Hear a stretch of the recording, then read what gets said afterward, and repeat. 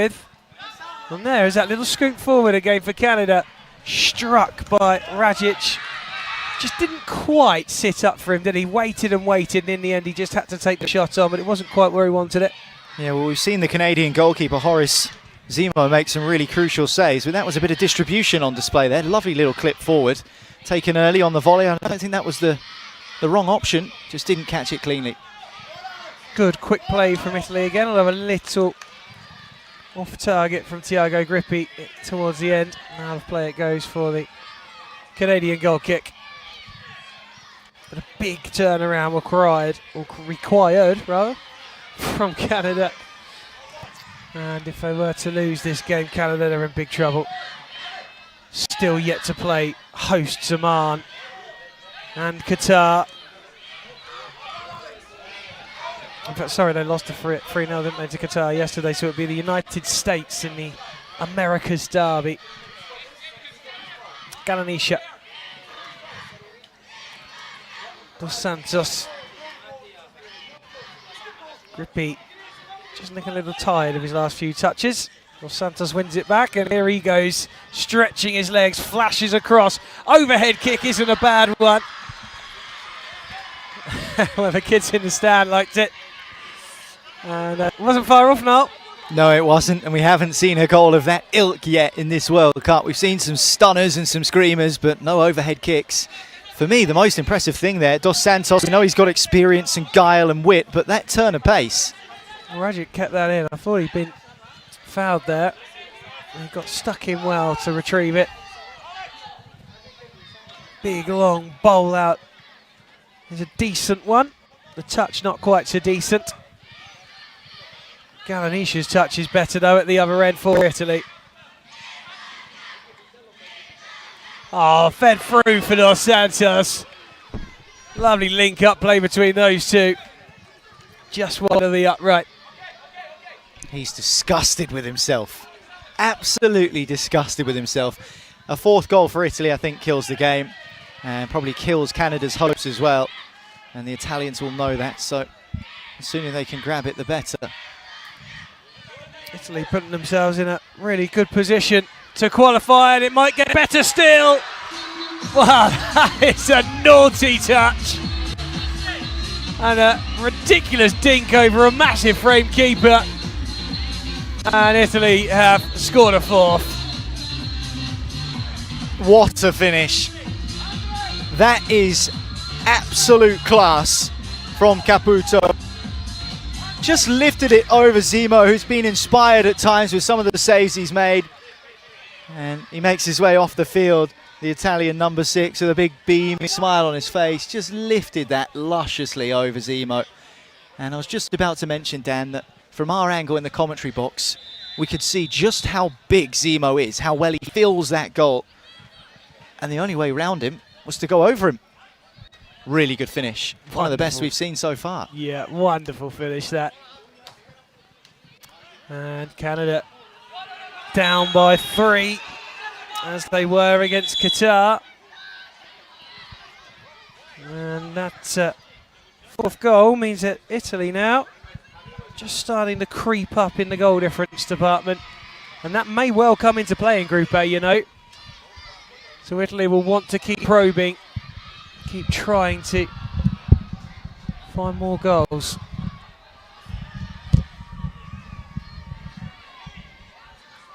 Zivkovic, once upon a time at the Ottawa Wizards.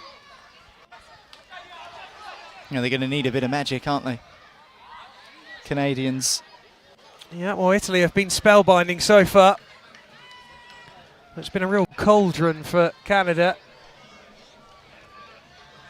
Yeah, I bet they wish they can get on their broomsticks and fly back to the beginning of this tournament, Dan, because 30-hour flight, absolutely pumped they were, the Canadians, to be here in Oman.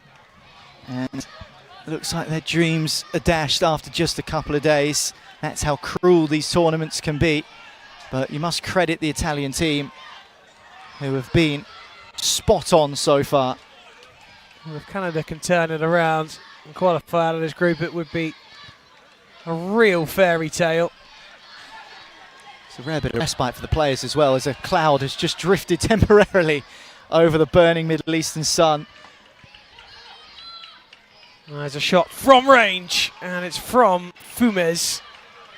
And the Canadian backline stands firm. Yeah, I mentioned earlier this morning about the cloud being burned off compared to yesterday, where there was a bit more of it around and a bit of breeze. It seems like the clouds are just drifting in off the mountains here in Muscat a little later this morning than they did yesterday.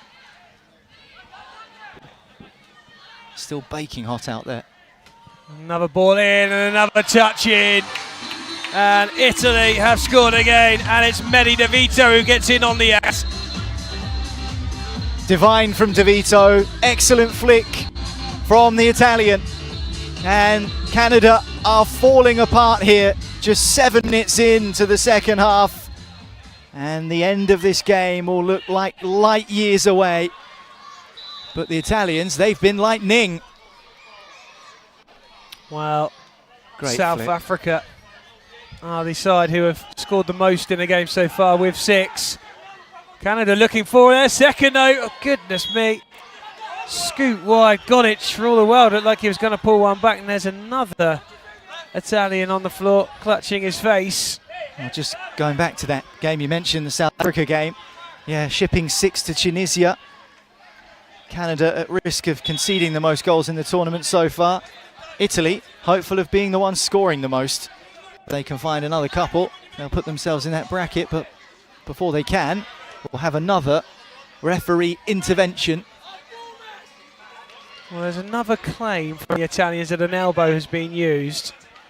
And once again, the referees have gone to the monitor to check out if there's any truth in the claims. Well, you could just see here what the referees are looking at. It's Miroslav Godic, who does have a tendency to lift his arms high. Well, the Italians are appealing for a red card. We will wait and see what the decision is from the match officials. They've got a number of angles to work with, and they're just taking a look to see whether there was indeed an infringement off the ball, the second such incident in this game. And I just wonder, Dan, could it go from bad to worse for the Canadian team? Well, you almost, as a neutral, just don't want Canada to lose that man here, do you? You already fear the worst at 5-1 down with a lot of time on the clock. What you thinking, Niall? I just think that there's not enough evidence here. It's inconclusive from what I can see. The camera angles don't clearly show that there is an elbow, and I think the decision has been reached that it won't be a red card for Canada, and play will continue, and I don't think that necessarily confirms or denies. Yeah, and Godic is saying, well, look, there's no evidence that I've done anything. You've given me a yellow card based off what you've been told, and I'm sitting in the sin bin. And there's a little bit of argument as well between the Italians and the Canadians, and the referee included. So it's just a sin bin and not a red card. I think we should confirm that. Right, yeah. A yellow card. But what Godic is saying is, well, nobody saw it, and you haven't seen anything on the screen, so why am I sitting in the sin bin? He's absolutely spot on with that assessment. Absolutely.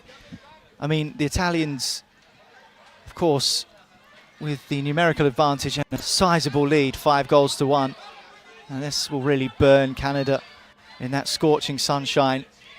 And I think you're right, there was no real clear indication with the camera angles we saw or what the referees saw that you could confirm 100% that there was an elbow from Godic.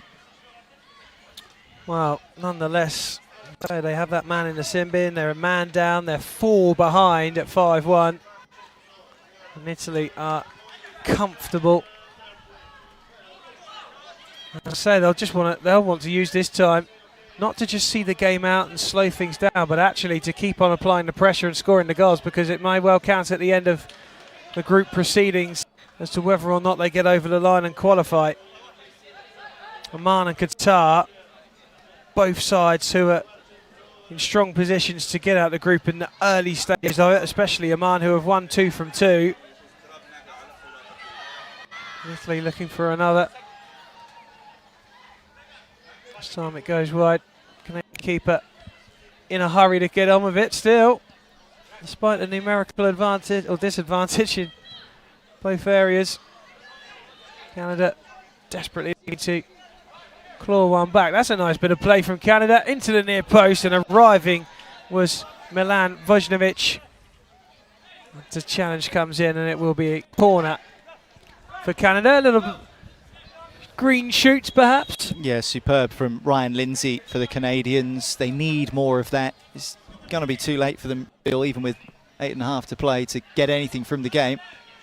But nice run down that near touchline. Good footwork as well. Found the cross. The shot was blocked for a corner. Positives there in that passage of play for Canada. Not so many positives in terms of the scoreline. I think this game is beyond them. Goddage back on the pitch and takes the kick in.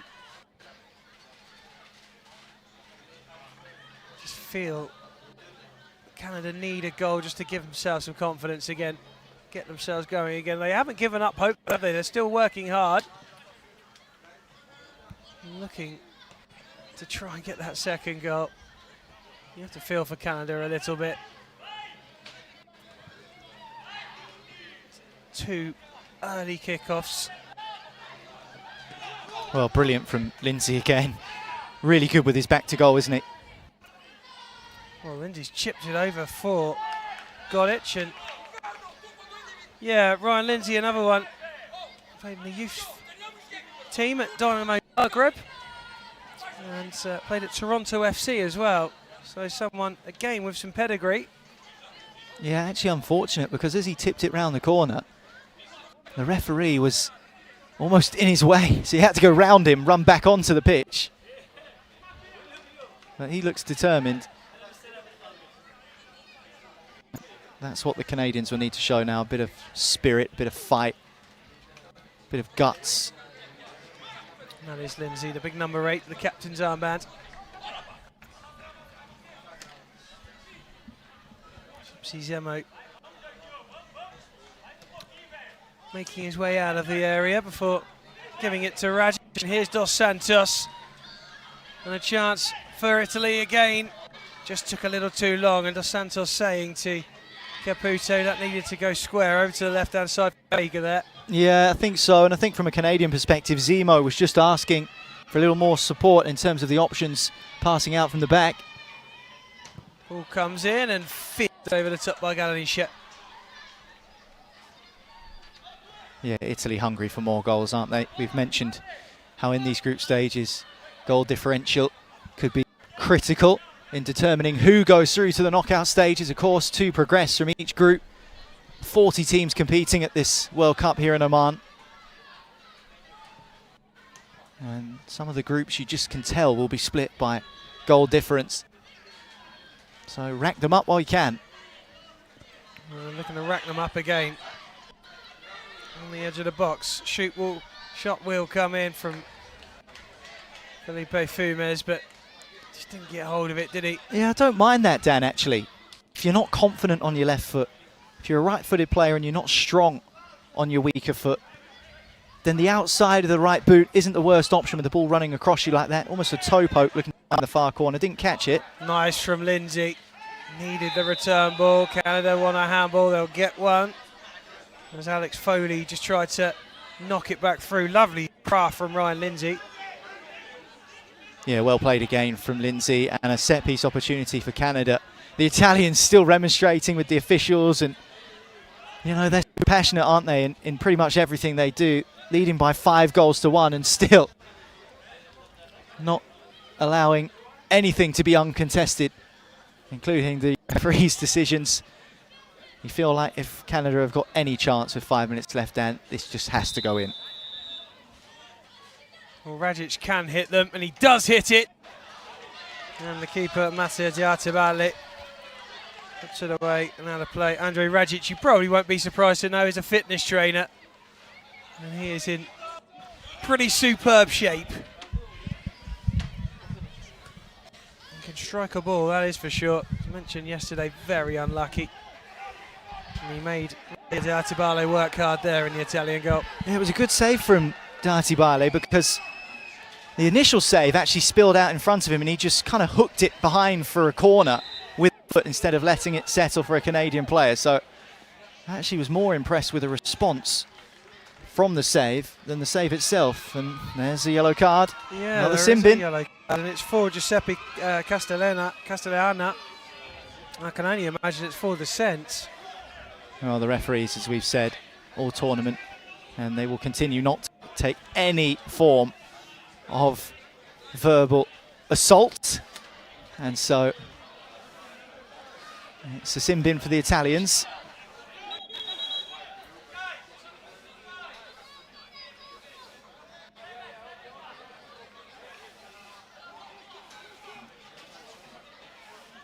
It wasn't Castellano, it appears now, because it's Andrzej Rajic who's sitting in the sin bin.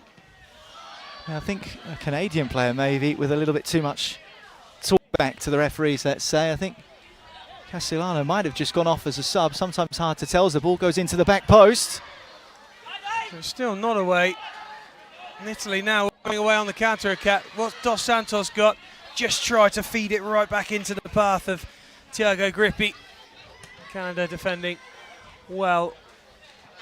4 white shirts on the outfield for Canada and 4 blue shirts on the outfield for Canada. Yeah, so 1 apiece.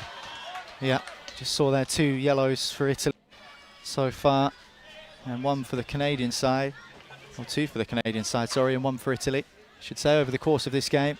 Canada hitting the crossbar there with that header, and so close. There's Dos Santos. Saved again. Well, the keeper has made a whole host of saves. And it's 5-1 to Italy, which might tell you just how this game has gone for the most part.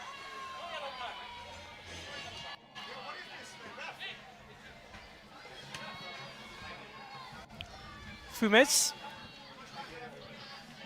Vega. Not the best of touches from Vega, and a goal kick for Canada. Yeah, I don't think you mind too much when you're 5-1 up, but 38 minutes on the clock, and if the score happened to be 1-1, be really fizzing with that. Lindsay again with a lovely touch and good craft down the left-hand side, trying to get it into the area, but Dos Santos comes back to do his defensive duties and comes away with it over onto the left-hand side for Italy. Back into the path of Dos Santos. Lovely movement from Italy, and it deserves a goal. And but for the feet of Sobsi Zemo, Thiago Grippi would have another. Yeah, Miroslav Godic was just attracted to that spare player, and they passed around the Canadian team really well, did Italy. Saw Ryan Lindsay there just gesturing for a bit more forward support. He's doing really well down the left side for Canada. Got another ball into the box not too long ago. There's no one there to apply a finishing touch, but I think it's about damage limitation now for the Canadians in the final stages. Italy in search of goal number 6 before that 40th minute rolls around. That's nice, smart play from Rajic. And for Jovanovic, and there's a chance forward. Out comes Diabalide. Gets there first as he lays it off to Vega. Nice quick play from Italy again to the edge. And sounded out by Canada this time. Santos still looking to work his magic, and he hits the post this time. A good performance, this one from Dos Santos. Yeah, it has. It's been a good game for Italy in general. It's been a good game for the neutral as well. The Italians will win this game, their first 3 points of the group stage. Bit of a crushing defeat for the Canadian side. 2 defeats in 2 now. And still yet to play the United States. And that will be that. Yep, full time here on game 1. They said there wouldn't be many goals. They were wrong. Italy took the lead through Galanisha. Dos Santos made it 2-0. Lindsay poured one back to make it 2-1, but Fumes quickly made it 3, and that was how it was at half-time. Italy adding to their tally through Caputo and De Vito in the second half, and the game finishes Canada 1, Italy 5. Stick around, and we'll be up with game 2 very soon. And Noel McCorn will be out to get his interview on pitch side.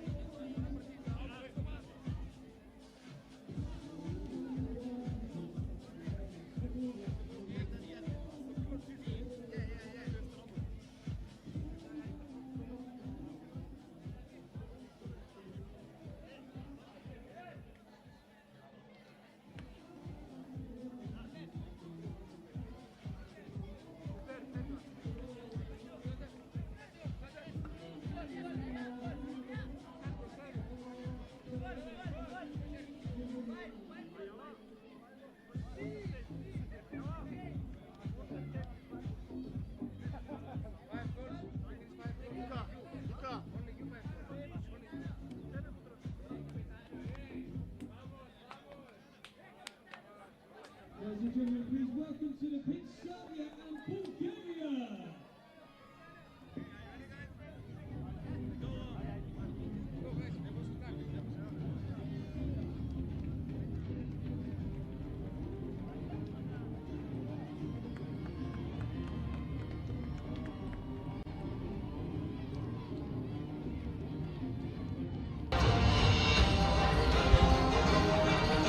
Well, the morning session continues here in Muscat, the Soccer World Cup Oman 2024. It's Serbia against Bulgaria on the way next after the national anthems. Please be upstanding for the national anthems.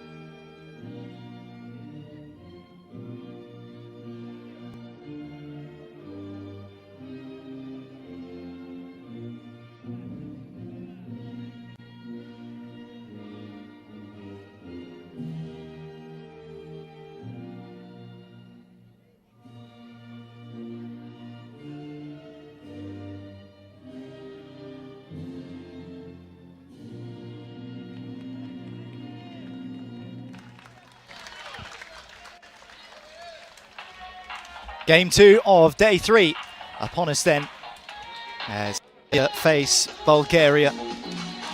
The Bulgarians battered and bruised against Germany, beaten by 5-0 in their group stage opener. A punishing defeat which sent out a warning shot that perhaps the Germans are the ones to watch out for. Serbia also feel that they might be contenders.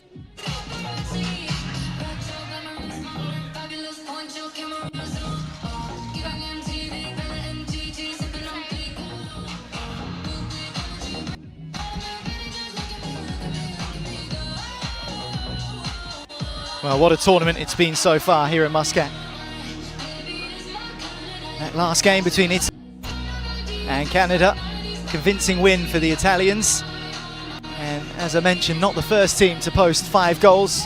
The Bulgarians will be determined to atone for that 5-0 loss to the German side in their group stage opener that I just mentioned. As for Serbia, an opportunity to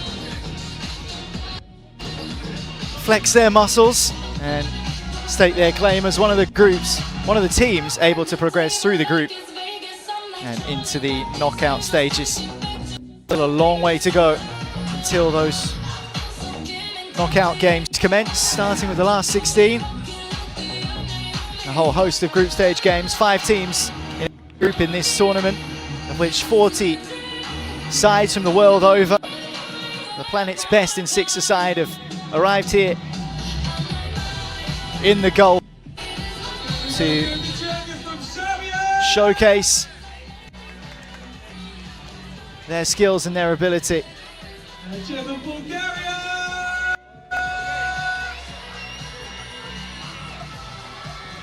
Let me see you, Oman!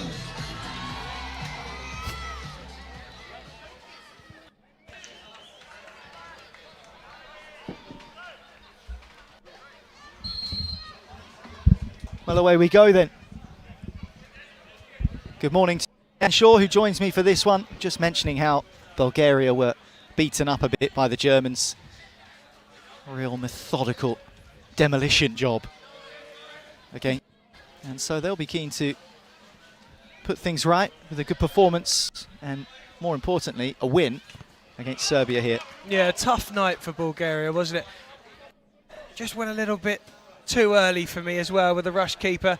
It wasn't a crushing defeat for them at 2-0, but to apply the rush keeper in the way they did, they capitulated pretty quickly in that one. And you know, sometimes in these group games, goal difference is the difference in terms of qualification. And I felt in game 1 that was a little premature. Bulgaria looking to fire the first effort, and it's one that they do. And the legs of the goalkeeper prodding it away.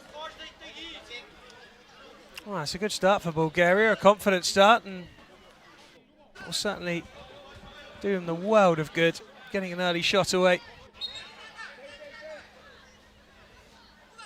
Yeah, Germany never really gave them a chance, did they? In that game, the Bulgarians never really had the opportunity to get going and show what they're capable of at the sharp end of the pitch. Yeah, that's right. They didn't get a chance really at all to showcase their skill today. It was a really good, solid performance from Germany. They might get a few more chances with Serbia, though. Although they took some good players in there. Baranin, Jelic, Damjanovic, all players who we're familiar with. Lofted towards that left side and a bit wayward at the moment.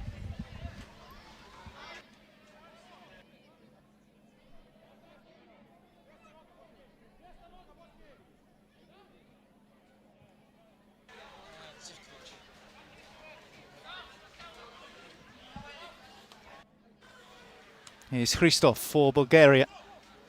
And they have been the side to make the more impressive start. It's at least 3 shots I can count now. They'll ask for a corner. It's a decision they'll receive from the match officials. Games will be thick and fast this evening. The afternoon session, of course, jam-packed, full of group stage matches. We will play up until around midday in this morning session, and then the heat just gets too searing in the Middle East. It is winter after all.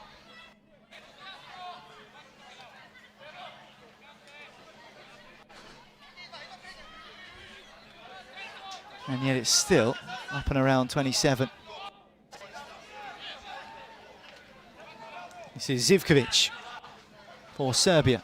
Unable to be flicked around the corner by Baranin. Allows Bulgaria the chance. At number 9, Vladimir Bakharov with an effort deflected away. First change as well. Roll on, roll off subs, remember, here at the World Cup. Christoph is on for Bulgaria. Let's start from those in green. Now look to capitalise on that with a goal. Well, the shot came in from the skipper, Bulgaria's Dobrichov, and fortunately for him, Perindia was on the ground, inadvertently blocked the volley. Well, number 6, Lubo Baranin, that big guy there. He's standing right in the way of it. I wouldn't want to be him right now. He's got a nice touch as well, hasn't he? Real strong upper body. Oh, yes. Big unit of a man. Absolutely, and he can play as well. And I tell you what, when he hits them, they stay. He's got an absolute rocket of a boot.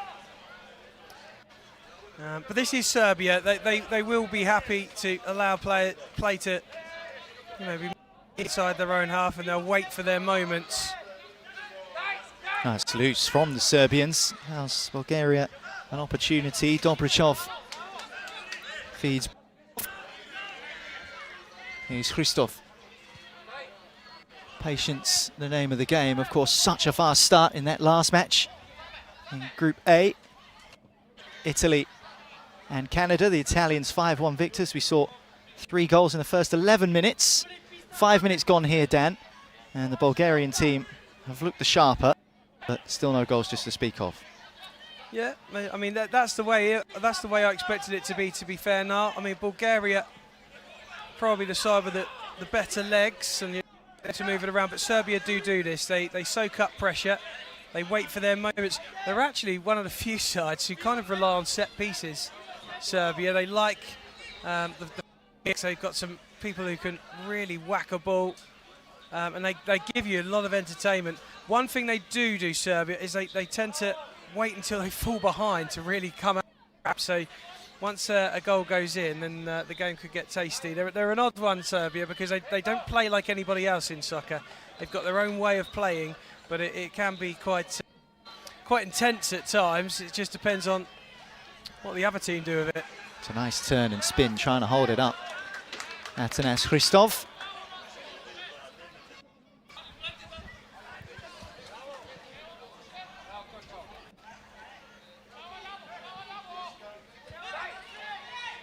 Forward it goes, and a scratchy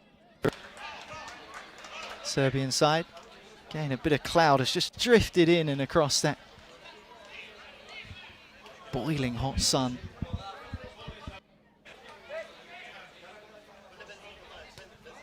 Looks up, Baranin, and sides back is the best way forward. Perindia.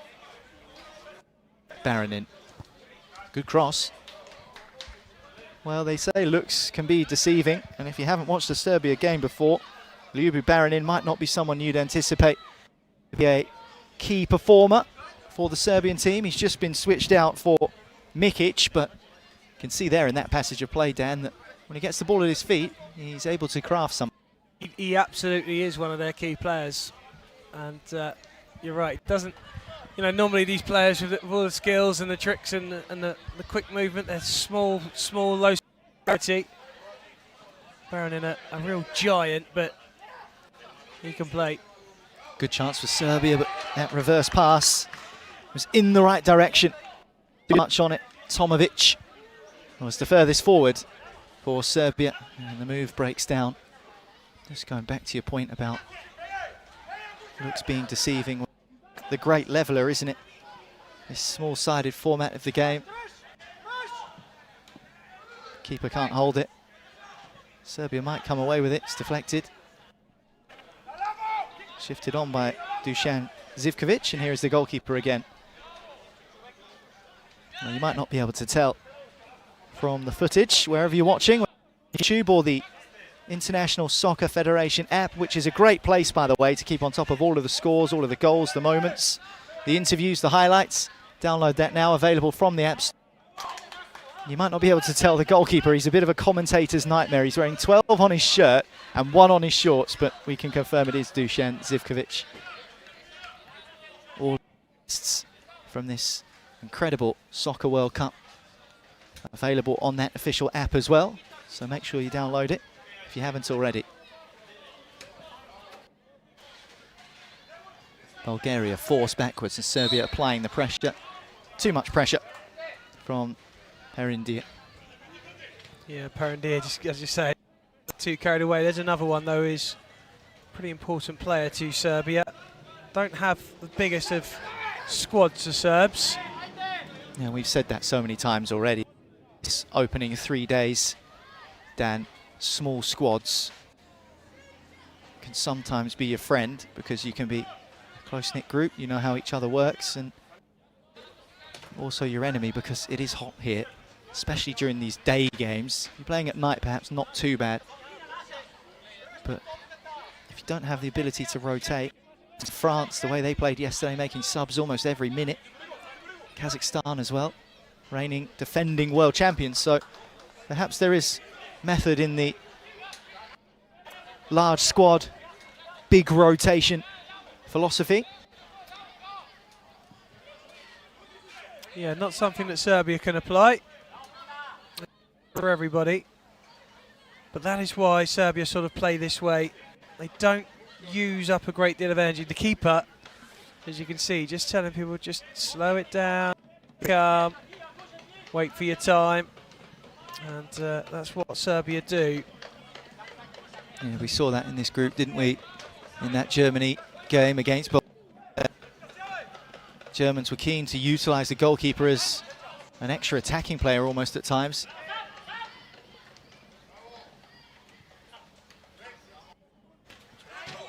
Taken down by Angushev. Be just a kick in. And Julian Christoph his way onto the pitch. The referee's just reminding everyone that with kick-ins, you have to make sure that your foot is fully behind that white line. Any piece of your boot crosses onto the pitch, then the kick-in will be overturned and given the other way. One of the many quirks of this amazing format of the game. Love. Saw our first soccer penalty scored yesterday as well.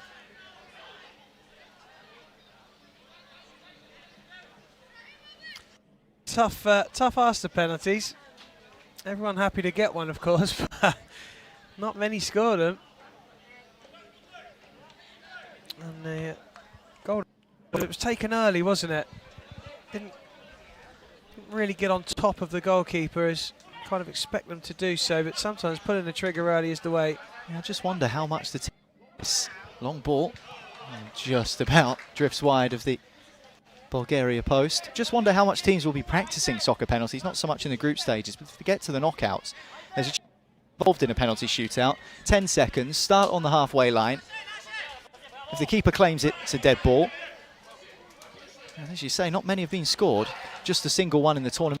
So teams, it's in their interest to practice them, just in case. Definitely, and the thing is that when it gets to the knockout phase, you'll find that the games are all virtually very, very close. There are a lot of games at this level, and so a lot of them are decided by soccer penalties, and it's best of 3. I don't think I've ever seen a penalty shootout won in the 3 penalties allotted. It's an excellent turn from Serbia's Damjanovic, and decided that going alone was the best option. It's good. Bulgaria's Milan Kilkarin. Set piece is important for Serbia, as you mentioned, Dan. And I suppose that does include kick-ins. Now 2 loose touches there, but it remains with the white shirts of Serbia. Teed up nicely, good save. And the rebound wide. Best chance of the game so far. Falls the way of Serbia, who've been the more threatening. Yep. A bit of a false sense of security, Serbia. So it looked like they're not going to do anything, and then all of a sudden you get that bit of magic, those few seconds of trickery or nice passing, and a good attempt as well, wasn't it? As it fell on the volley, it wasn't far off. Serbia looking to come again. Just not really settling for Bulgaria at times. Such strength again from Barinin.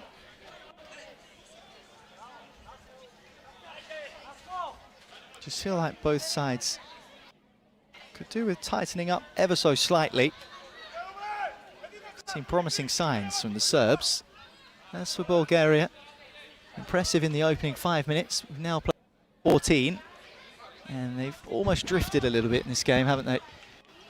Serbia on the move again. Yeah, just getting that, aren't they, Serbia? They don't spray it around at a great deal of pace, but they move the ball well, don't they? They don't move themselves around all that much. Brilliant from Barinin. Superb. And he's won a free kick as well. And that's not what you want to do against Serbia either, because this is where they're deadly. Well, I do not envy you. Well, Perendia is over it. Support there on the pitch. Yeah, and Barinin will be sneaking around on the periphery as well, looking for that ball rolled across to him if he can get it. Or maybe even down the side of the box. And there is a man at the far post. Perendia! Good save. Important save. And see what you mean. They are not afraid of smashing that ball from free kick, Serbia. They scored some beauties, especially in the Euro Cup. Chance now from the corner. It was smashed into the penalty area. Foul for Bulgaria. I think that was interesting in itself, because for all the corner kicks we've seen in this tournament so far, many teams decide to lay it to the edge of the box and try to kick it and be intricate, or even clip it to the far post. You don't see too many low-driven balls in to the front post. And that is certainly a tactic which could well be effective. Couple of deflections, you get yourself in business. Yeah, you're right. It's not something you see all the time. A lot of teams have got little set plays worked out. But, you know, if you're firing a ball from close range, if it drops loose, you're in trouble. I always like it when you have a player on each post for that reason, and also because it can offer you a ball in and then a ball on the edge or the inside of the penalty area. Yeah, I just wonder whether teams might make more use of it. It is quite a sticky surface. Dry out there. Pitches aren't watered, so it's not slick or zippy.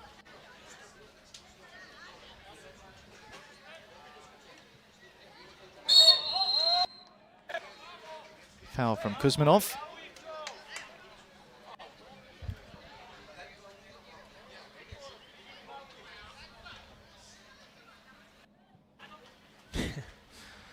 Bulgaria want the ball on the pitch a bit quicker. Yeah, well, they've complained about a couple of the footballs, actually. One of them was passed to us in the commentary. It was rock hard from what I could tell, but apparently not pumped up enough for the Bulgarians' liking. Set piece inside the centre circle then. And Dobrichov, captain of Bulgaria, stands over it. Just a single figure in the wall, but it's a hulking figure, that of Lubu Barinin. Good save from the goalkeeper, Zivkovic. Well, he was right on the edge of his penalty area, wasn't he, Zivkovic there, which I think is interesting. Sometimes you see keepers just stand underneath the crossbar, but I suppose from those long-range efforts, tightening the angle, thing to do. Yeah, that's something he does quite often. sometimes he can be virtually on the edge of the penalty area and free kick to take, and particularly if they're all close to the edge of the penalty area. He likes to narrow that angle right down. Still yet to see the first goal of the contest. 18 minutes in here between Serbia and Bulgaria.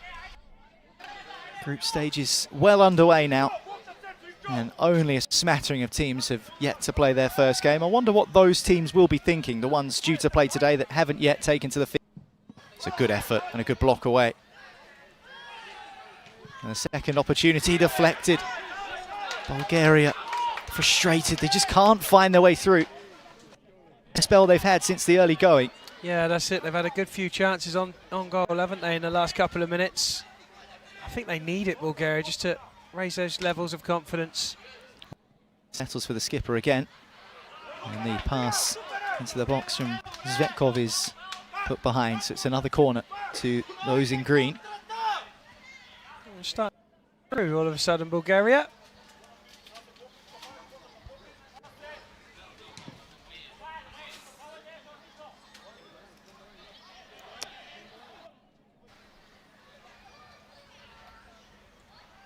We just had a Hungarian join us in the commentary box for a moment. He's waiting on the sidelines as a substitute. Said it was too hot. Tried to come and get some shade. Referee said you can't do that, unfortunately. Back out in the baking sunshine. Hope he's got his factor 50 on. Good save again from Zivkovic. Important, hasn't he, the Serbian goalkeeper? Yeah, not necessarily ideal considering Hungary often wear white or green as their kits. Both of these teams playing Serbia and Bulgaria wearing those particular colours into the final minute then of the first half. Still goalless between Serbia and Bulgaria, but certainly no shortage of opportunities that side. Well, I have to say, I feel a bit more for the officials now in black this morning. Yeah, Out in that sunshine. Chance for Bulgaria to break forward. Given back to Serbia and returned to Bulgaria, but turned over by the Serbs once more. Can they before half time? No, they can't. Just ran too far ahead of Tomovic. And there is half time. Yeah, for first half, Bulgaria started the brighter, then Serbia grew into it, and then Bulgaria had a spell at the end again. It's flipped and flopped, but nothing to split them. These two teams can't at the moment. It is goalless at the break.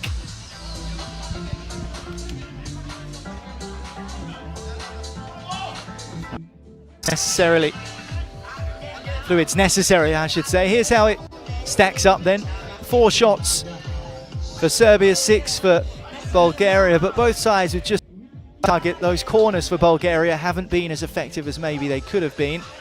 Both goalkeepers called into action, so arguably a goalless draw, a fair result as it stands.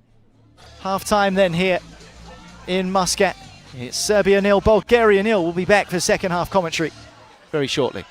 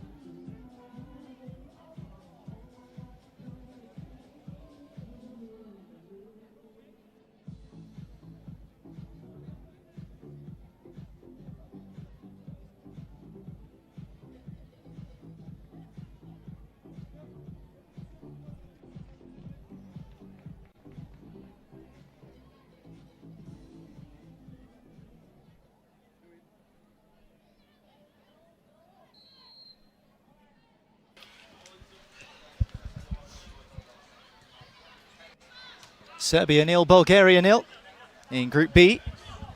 Germany top the pile, courtesy of their over the Bulgarians.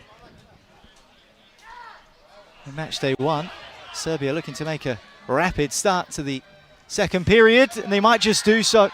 It couldn't be nearly an own goal, as it was saved by the goalkeeper. And then Angushev was there and almost diverted into his own goal. How often so far in this tournament, start of the second half, and teams have tried to take it to their opposition by bagging an early one. Libya also in this group along with Georgia. And Georgia huffed and puffed a little bit yesterday in their game against the Libyans, but weren't really able to be tested defensively too often, and eventually found the victory. They have that know-how, the Georgian team. And I think that you can apply that to a couple of these sides as well. Particularly Serbia, talk about know-how and soccer IQ, being streetwise to this style of football. I think the Serbians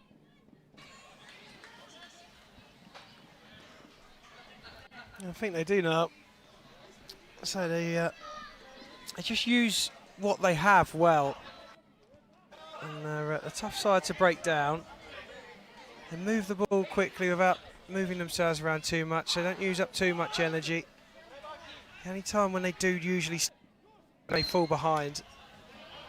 So at the moment at 0-0, you'll just see them carry on the way they are. Swung a little bit at times, doesn't it, from side to side. good shot. A little draggy, you might say. Effort from Pavlin Kuzov. Well, it was a lovely turn, a little touch away to set himself. He wasn't that far away, you know. You're right, he didn't get hold of it properly, but he wasn't too far off. Will break the deadlock in this game. It's been close in Group B.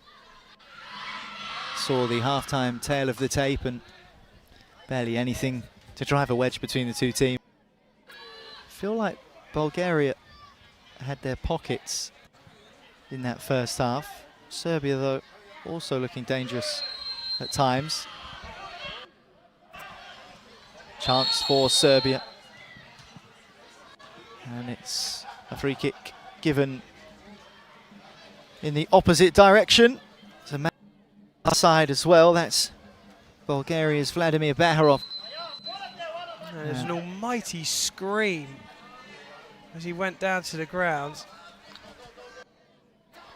Makes you wonder if that could be a nasty one. Well, let's hope not. Never nice to see anyone get hurt. These games are played with such fire. And there is aggression on display at times. And you can understand that. These teams, they aren't just competing in any old six-a-side tournament. They're wearing the shirts of their countries, representing their... It's a big deal. Yeah, absolutely. And they all want to win. And they do care. They really care. And it's... We saw a Georgia last night, didn't we? I mean, that's just a nasty coming together, isn't it? He just went over on his left foot, looking at the replay. That's just one of those freak things that happens sometimes, isn't it? And off the ball, it was on the ball, but off the ball. It wasn't impact, was it? That's right. I know what you're saying, yeah. But you know what? No, you know, you sometimes don't they? Yeah, almost, because when you go in for a tackle at any level, in any number of players on the pitch, 11, 5, 7, 6, whatever, when you know you're going in for a tackle, you can brace for that impact. You can almost attune your body to prepare for the fact that it might be painful. A bit of a knock might be on the way, but when you're just running away, you don't expect one of your joints to give way, and it was hard to tell specifically whether it was knee or ankle, but as you mentioned, a real yelp from Bulgaria, Baharov, and receiving treatment, and unfortunately the stretcher is out as well. Yeah, I mean, the good news is it looks as though he's up and on his feet. Whether or not he's going to be able to move much on them is another question. He may end up sitting back down and utilising the stretcher, although it does appear as though he can which at least is some good news, a consolation. It looks as though it's the knee, and I know all about that myself, and that's not a nice place to be. I hope he's okay. Yeah. Really find out the extent of the pain and the problems when he wakes up tomorrow morning. I know the game is early doors here in Muscat. It's only just approaching 10 to 11 local time here in the Middle East. But the sapping sunshine and quite a spongy pitch as well, because it's freshly laid turf. It's almost like lie down brush. Most players choose to use the flatter style of boots.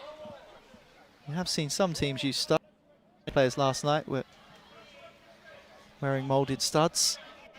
And speaking of the France team, what a display they put in yesterday. Djibril Cissé, formerly of Liverpool.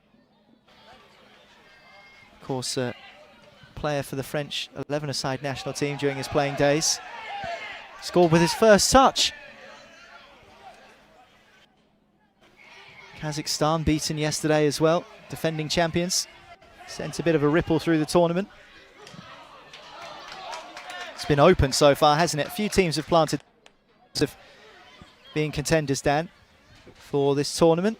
Kazakhstan, even in defeat, though, showed that they're still a very handy side. Credit to Uruguay, who beat them. But France have looked good from this particular group. Yeah, there's quite a few, aren't there, in the mix, and I think the fact that good effort. The fact that Kazakhstan were beaten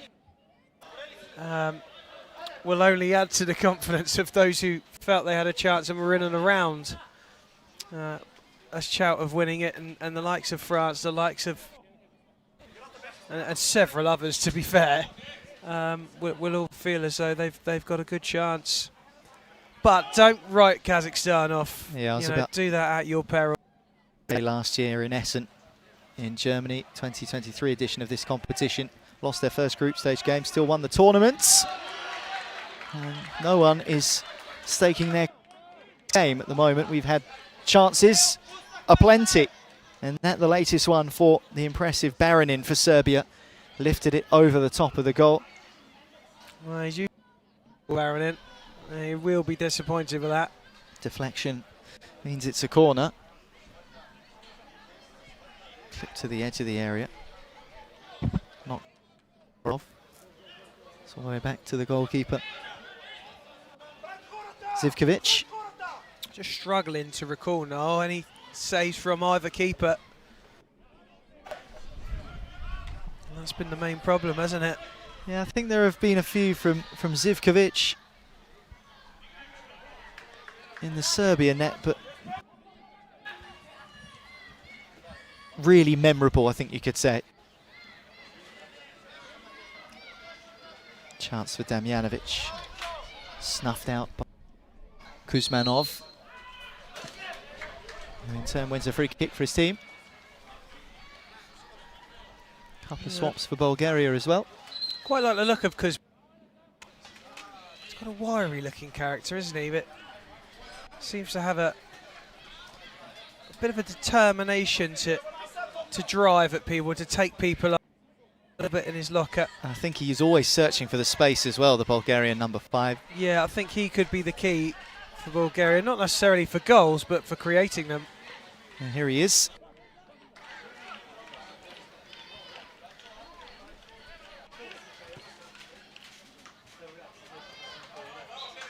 There's another guy who things happen, the Hungarian captain Dobrichev, who's been around the Bulgarian national side for a while now. It's a good pass. Can't keep it in. Popovic. Another swap. Baranin is off. Well, we say he's got a big chest on him. Baranin, and just as he made his way off the pitch there, got a closer look at the fact his shirt to be able to squeeze into it. That's a nice turn and a good save as well. Zivkovic has been important for Serbia. Narrowing angles down before, no, he did that really well there, didn't he? The turn was exquisite though, wasn't it? It was beautiful, yeah, lovely move. Good pass. Oh, should have been a goal. Should have been a goal. Snapshot poked goalwards by Kuzmanov. We've pinpointed he might be the one to unlock the door. And it came very close. He wouldn't turn. He's always sniffing around, isn't he? He's looking for the ball. He's looking to get on the end of things. He's a bright spark. Door has been shut at both ends so far. Until then, Mikic. Serbia steal a lead with 10 to. Important goal in the context of the group. An important goal for Serbia. Bulgaria now on the back foot, 1-0. Not always great goal scorers, but always scorers of great goals, and that's another one. Lovely movement, build-up play, and a top finish into the top bin. Typically Serbian. Nikola Mikic with that side-footed, controlled effort.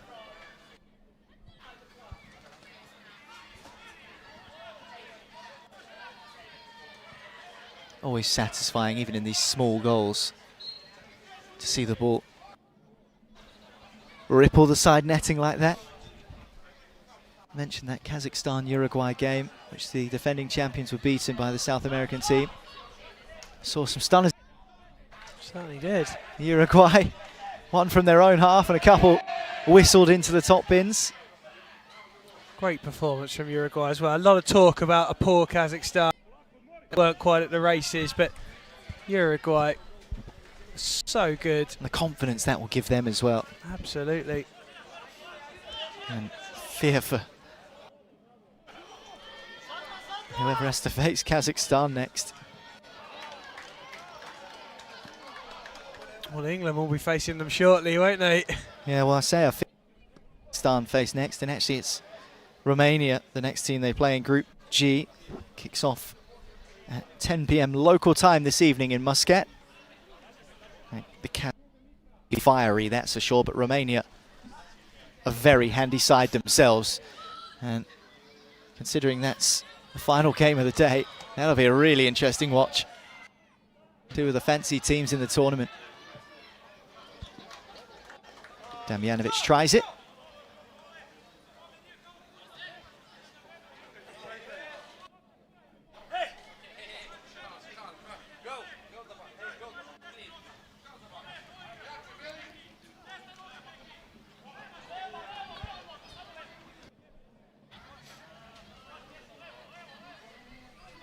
Well, wall-to-wall soccer action this evening, starting at 3 p.m. here local time in Muscat. 3 hours difference if you're in mainland Europe, 4 hours difference if you're watching in the UK and Ireland, but wherever you're watching around the world, you will be tuning in to support your respective teams. Hope you've enjoyed the spectacle so far of a tournament which many people are really eager to be involved with. That's a great effort. So close from the big man. Baronin. And a second goal would certainly have been a punishing blow for Bulgaria. They just don't know how to score any other way, Serbia. Everything they do is spectacular. 1-2.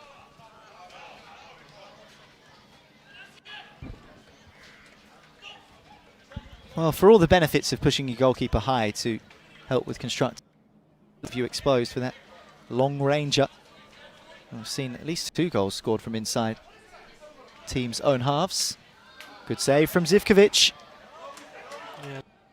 And he sold 2 Serbian players straight down the river and created the space for the shot. Mikic, bit between his teeth. Well, how well did the goalkeeper off there? Yeah, he did. So, looked from our angle right behind it as though it's going to nestle in the bottom corner.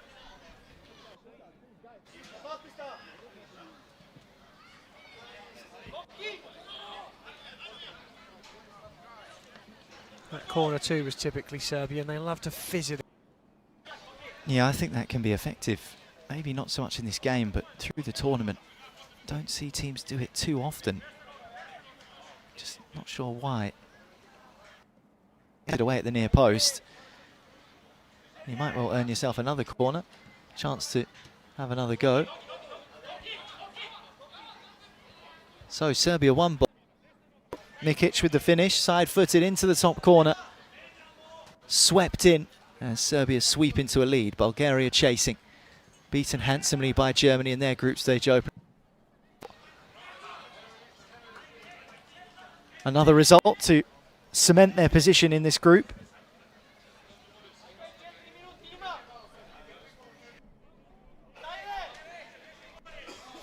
Colombia, Iran next up from Group D. Iran have already played a game, whereas Colombia are competing in group stage match of the tournament. That one comes from Group D. And then Qatar against the USA from Group A shortly after that. So stick with us for all of the action. Just mentioned, didn't we, in the first half, how most teams have already played a game. Colombia haven't. They're next on. What they would have taken from the fact that they're one of the last to play their opening game. What they would have learned from watching some of the matches, both here in the ground and on the live stream. What they've learned about the serve, conditions, tactics, styles of play. Yeah, it's an interesting one. You're playing catch-up on some when you're in that position, but it does, as you say, give you a chance. Suss a few people out. Maybe take some advice from other players who have been out there, how to cope with the heat and manage the game. Yeah, I do wonder how much advice is passed around between the players, especially those South American teams. It's so competitive, not just with every other nation, but between themselves as well. I'm not sure whether Uruguay would have tidbits of information or advice after defeating Kazakhstan yesterday. I don't think you'll get a sniff out of Uruguay, no. I mean, they look like they've come here to really do some harm. Side as well. Spoke to their head coach Sergio Lopez yesterday, and he said, we're here to win this tournament, make no bones about it. And every team is, all 40 teams have turned up with the hope of winning. There can only be one champion, one World Cup winner. Who will be the best in the world? At six-a-side soccer, we will find out on the 7th. As this tournament reaches its conclusion. And this game is reaching its conclusion now. 38 minutes gone. Serbia leading by a goal to nil. Can Bulgaria find a goal to level and to take a point away?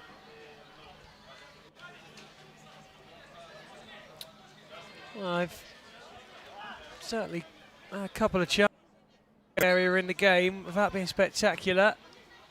They're still right in it at 1-0. Tell you what, that might have been a closer chance than it looked there. Well, it Smashed just needed in. a touch, Yeah, didn't it?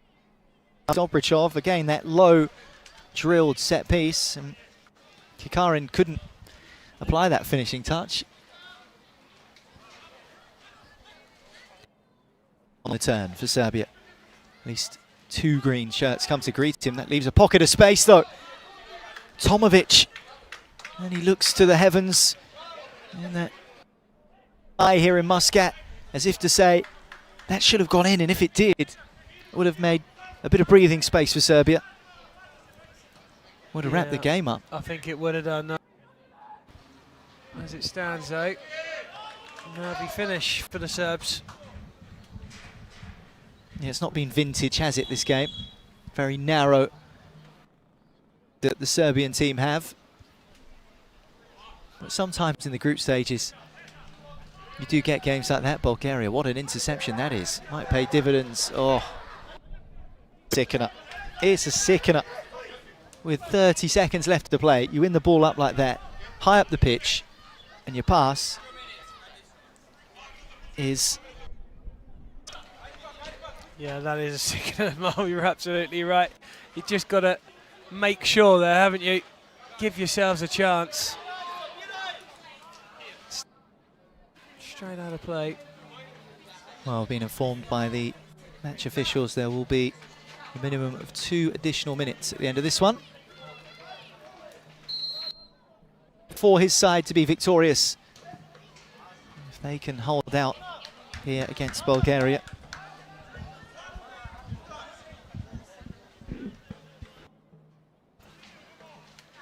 Georgia, of course, victorious as one of the other teams in this group.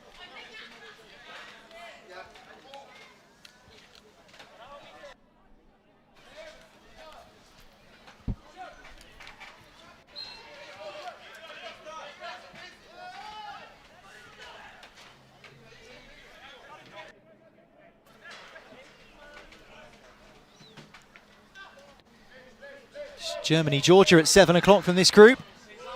They'll be watching this one with intent, those two teams.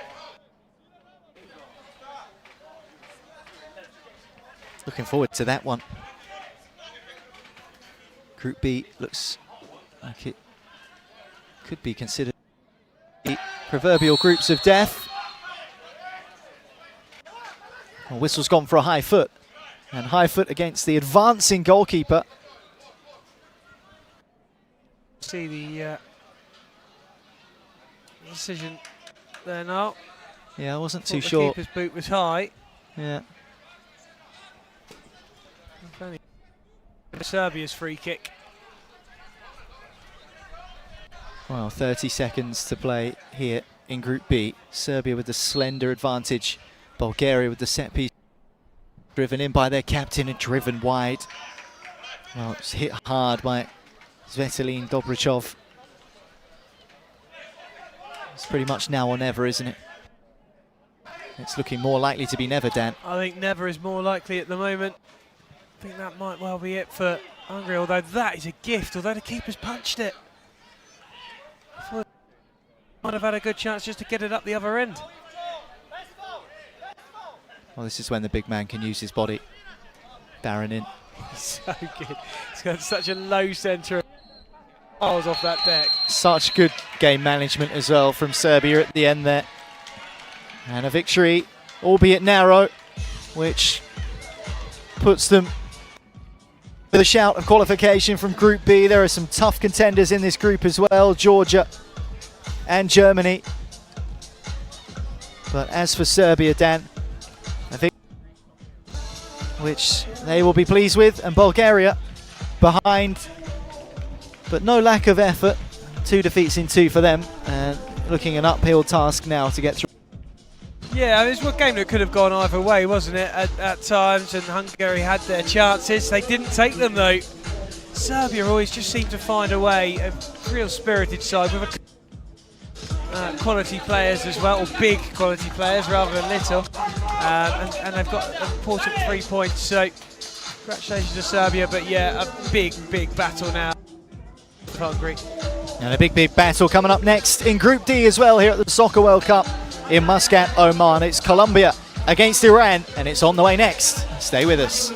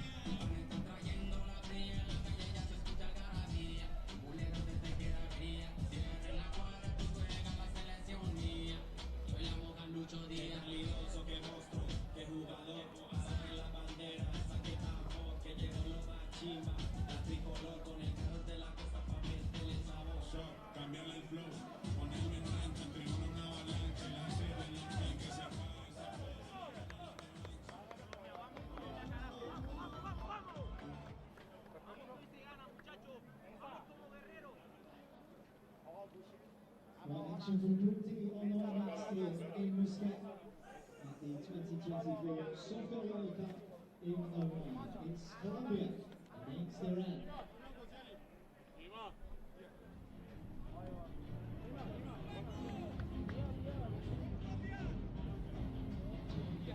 Please welcome onto the field your two sides, Colombia and Iran.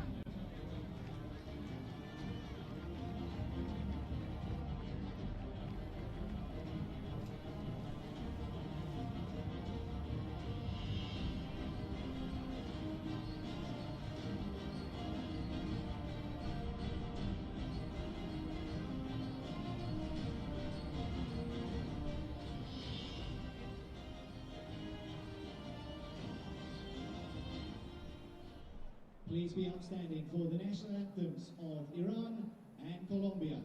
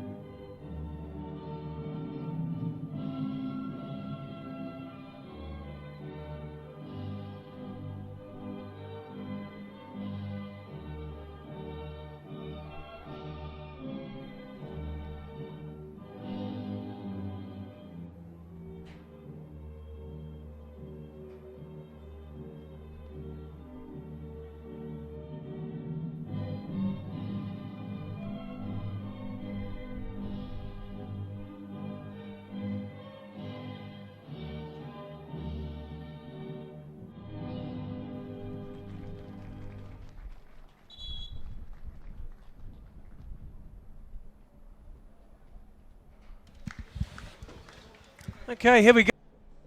Iran versus Colombia. Colombia's first game of the Soccer World Cup here in Oman for 2024. They drew against Ireland by 2-2, and their main man in that game was the number 10, Masul. He would be the one to keep. And Colombia, well, we don't know a great deal about them at the moment. We're about to find out more. But the group that contains Brazil and Egypt, game of three sides, you feel that you lose this one, it's a real uphill task. Buenos dias, Dan. Yeah, I think the Colombians, the only side not to have played a game from this group, will feel like they're in a good position if they can see off Iran to stake a claim as one of the teams to go through, even after just one match. The side in this group, as well as you mentioned from South America, they topped the group with their victory. They looked a tidy outfit. They impressed me yesterday. Brazil still yet to what Iran's game plan was in their game against Ireland. But a 2-2 draw between those two sides means that they hold spot. And of course only two can progress, so Iran know what job they need to do here against Colombia, and I'm sure the Irish lads will be either watching this and looking around the stadium somewhere just to take in how Colombia play, because they're still yet to play them, of course. Yeah, I mean, you'd imagine that Colombia will give more of a game of football, if you like. I would imagine that this Colombian side will play. They look young, they look fresh, they look strong as well. Iran look to be more... And physical as well, I thought, from Iran. You mentioned the Yes. big man Mazul, who wears number 10 for the Iranian team. He was putting himself about against Ireland and caught the eye, and a little bit versed as well, the Iranian team, in slowing the game down. I think that they showed against the Irish that they are capable of doing that and frustrating opposition. Then who knows what can happen. I think one of the main advantages for Iran as well against Ireland was it was baking hot. We keep on saying it. Iran, not such a big squad for Colombia. No, that's very true. Using the full quota of available players. And it can Well, make a it's- difference, can't it? Yeah, absolutely does. Although Colombia will be very much used to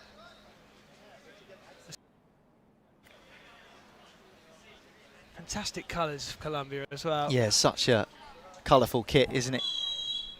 Real representative of their flag.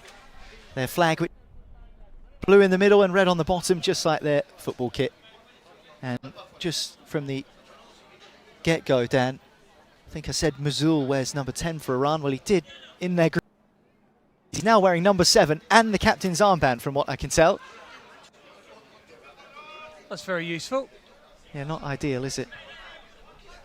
Distinctive character. Comes in from Camillo. Over the bar.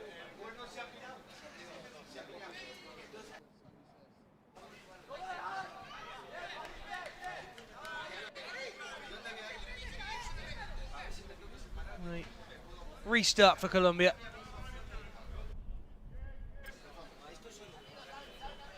Palares down the line for Munoz Granados. Out of play. Kicking same moment. Korasgianni.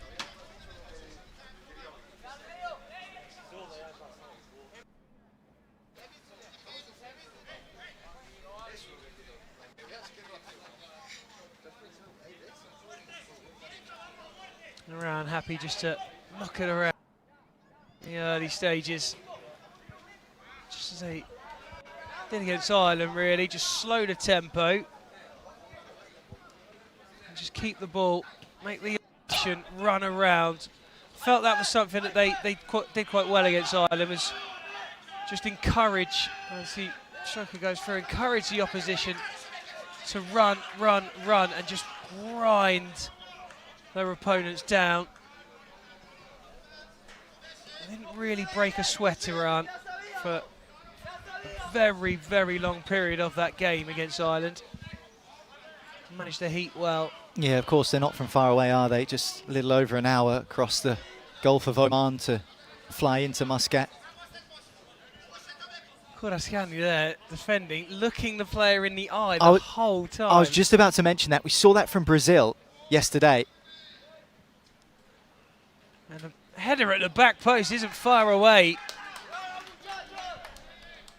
We saw that from Brazil yesterday, that looking in the eye of the player that you're jockeying or standing up. And I think Argentina did it as well. It must be a South American thing. A couple of the European teams have done it, looking the opposition in the eye, almost to scan where they're looking. Nice, really good strength shown. And a good save from the keeper. Pounces on it at the second attempt as well. It's a little unsettling, the old ice there. Yeah, I think it's just to see where the eyes are scanning to, so you can almost telegraph where the pass or the next touch is going to. And it makes complete sense. Makes complete sense. And then, of course, there's the intimidation factor as well to go along with it. Intimidated me. It freaked me out, Niall, to put it quite bluntly. Stare down with a Colombian. That wasn't on your bingo card for today. Right. Well, something new every day, isn't it? Iran in possession. Just a few minutes in to the start of this one.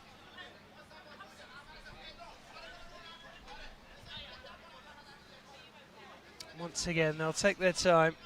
Korasgani. Nice ball into the area. Away from Colombia, though. They come away at pace. But watched all the way, and it's overturned in the middle. Shot from range. Fires off of Sanes Ospina.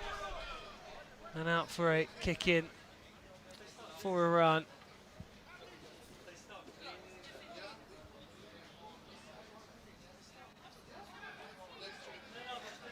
Korasgani was the man to give the stare down. He's got himself a kick in, and the Iranian coach looking a little cooler and calmer and more collected today. And I think the reason why is because the Iranian bench has just asked for a box of ice to be delivered. So even they're feeling the heat in the winter here in the Middle East. A big tray of ice has just been delivered to the Iran bench. So not sure what the reasoning is for that, but it's important to keep cool. And Iran keeping their cool, keeping their shape. Colombia have a free kick on the edge. And down to ground went Jose Fernando Munoz Garcia.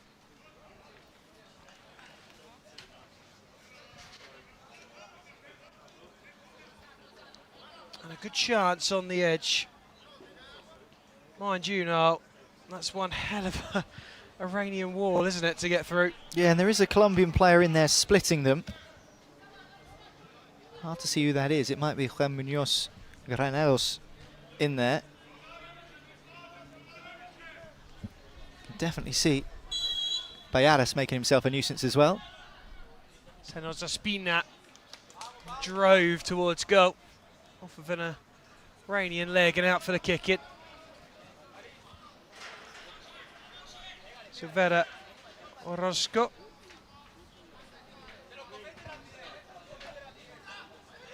Instructions being rattled off from the Colombian coach on the touchline. Very clever, very clever turn. Trying his best to wriggle around and get free, but it's well defended, it has to be said, by the Iranians. Wriggle's the operative word. There was a lot of wriggling there. There's a ton of wriggling. In that last 25 seconds or so. There's a chat to be had with the Polish referee. Hopefully for Colombia's sake it will just be a chat. I think it will be. It looks as though that will be the final warning though. Of course, there was a big team meeting with representatives from all 40 nations before the tournament kicked off, with the referees delivering a PowerPoint explaining the rules. Many of these teams, of course, are aware of those rules and regulations, but some of them do need reminding here and there. Free kick for Iran then. Shamsin Ajaromi being pulled back. And a chance on the edge. Masoul looks interested. Stood over it at the moment is Korasgani.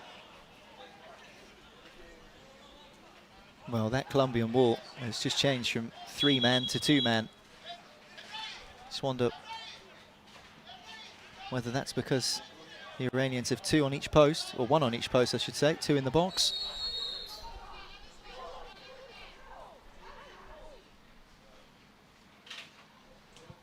Oh, and it wasn't far away, was it? Just lifted over. It's the right idea, I think, Dan. He struck with power. And he just saw a gap at that side of the goal and tried to lift it into the roof of the net. Would have been a great finish.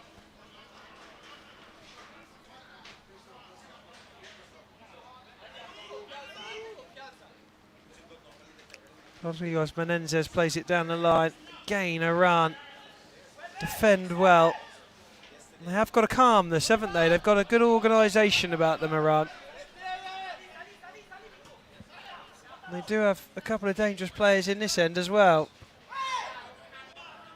Towed away by Silvera Orozco.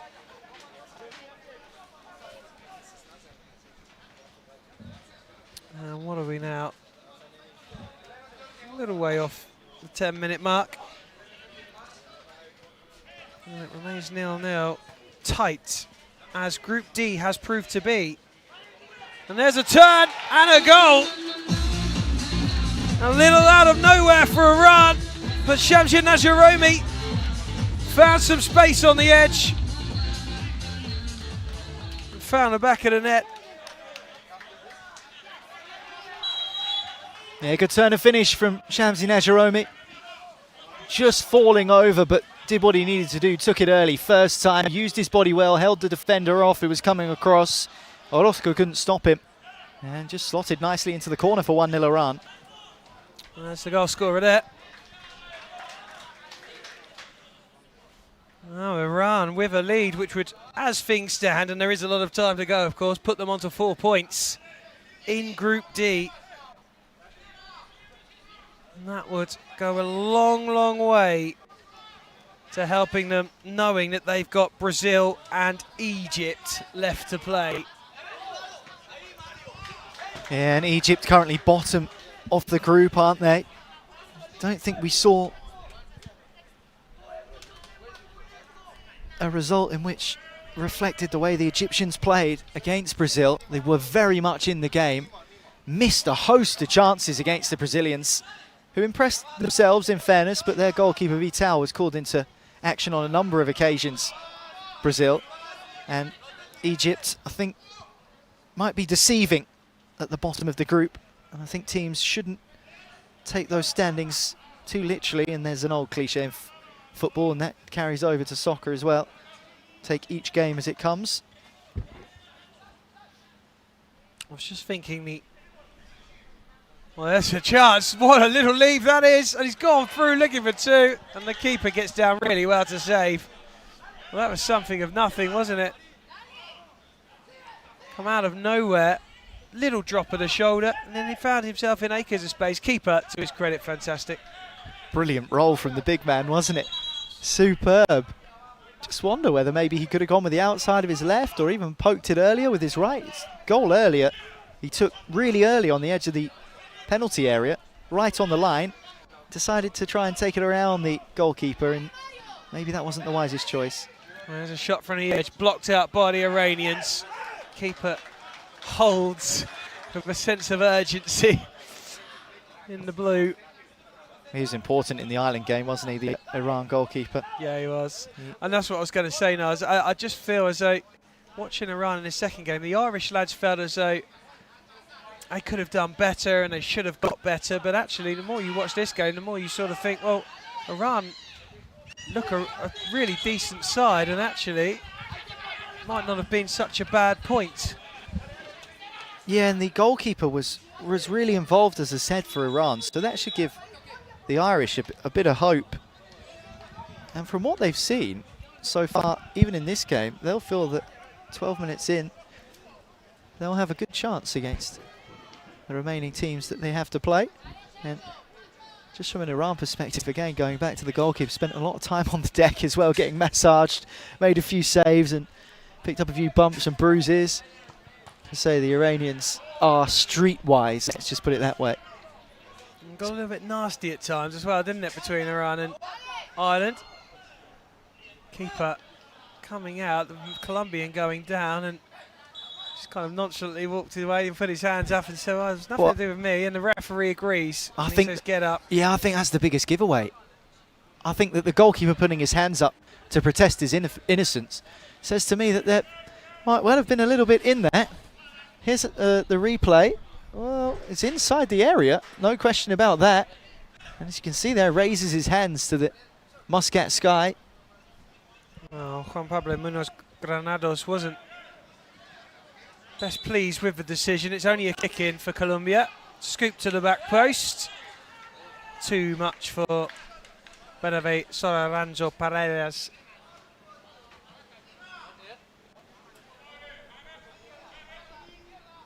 Iran back in possession. Interesting that Mazul was the centre forward for Iran against Ireland, and yet in this game, not only has he changed his shirt number and pinched the captain's armband, but he's playing in a more defensive role. Yeah, that is an odd one, I have to say. Shot goes wide by Munoz Granados.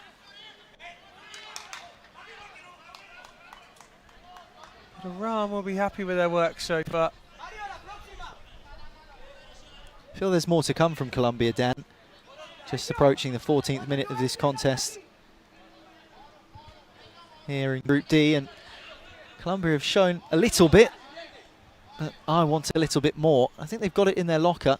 Again, there's that stare down again. Can't really see it too clearly from that wide camera angle, but from right here in the commentary box, we're close to pitch level.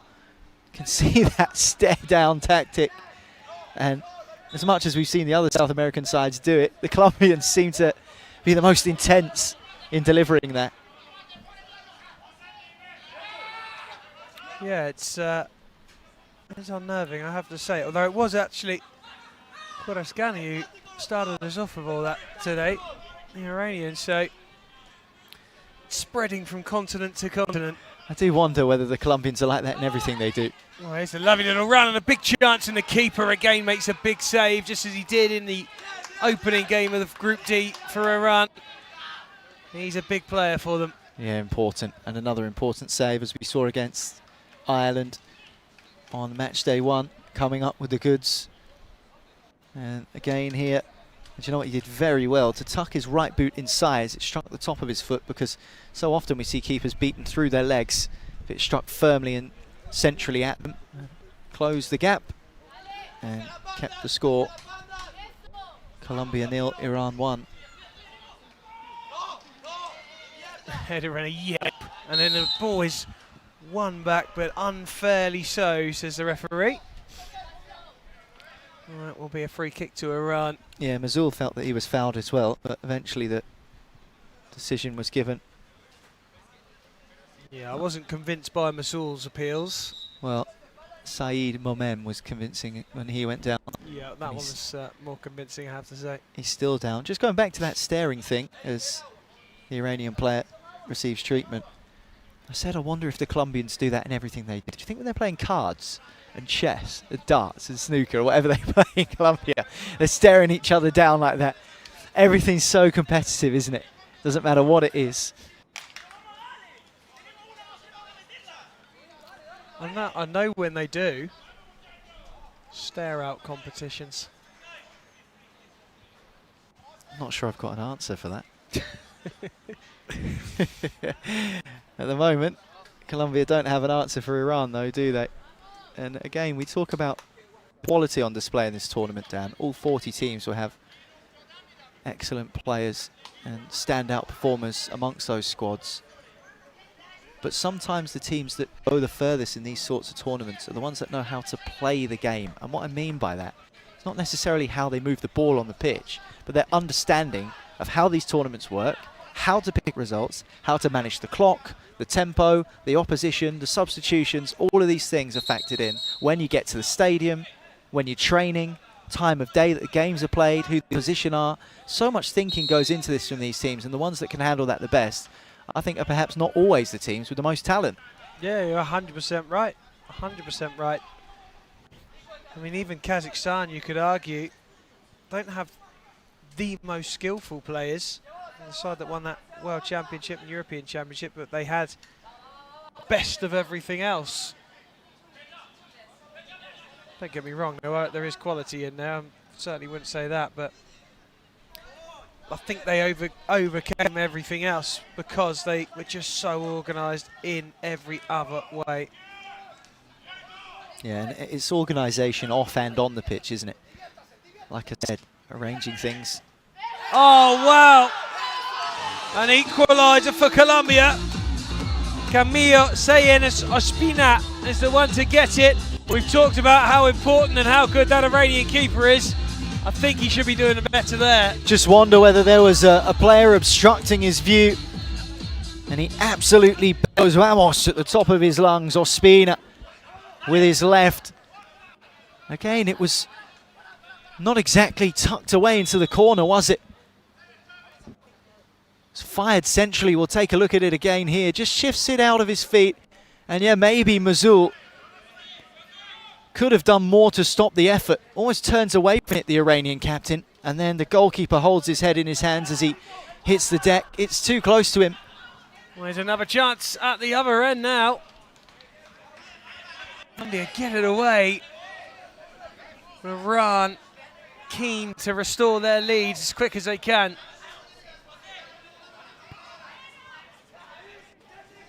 Well, here come Colombia on the march. 4-2, overturned, and Iran might have another go at the other end, but Colombia got back really quickly and in numbers. And what a difference a goal makes. Colombia right up for it now. Now they've got that goal, Dan. As you say, there is passion oozing from the touchline away to our right in the Colombian bench.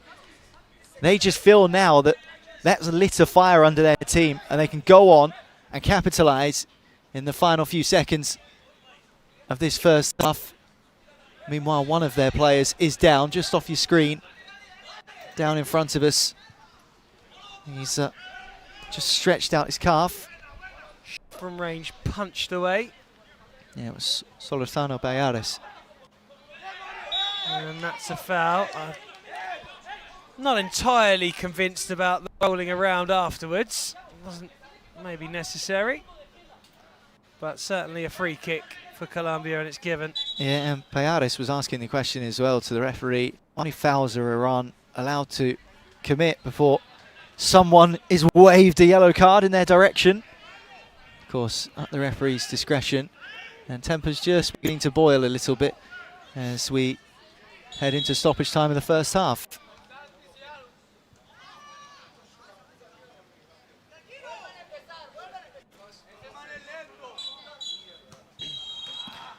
Well, that's half time. Iran had a lead and they were looking to defend it, and defend it well is what they did, but all of a sudden Colombia got an equaliser and were right on the march with confidence, heads high. It's finally poised at the break, 1-1. We're going to leave you for a second, we'll be back shortly.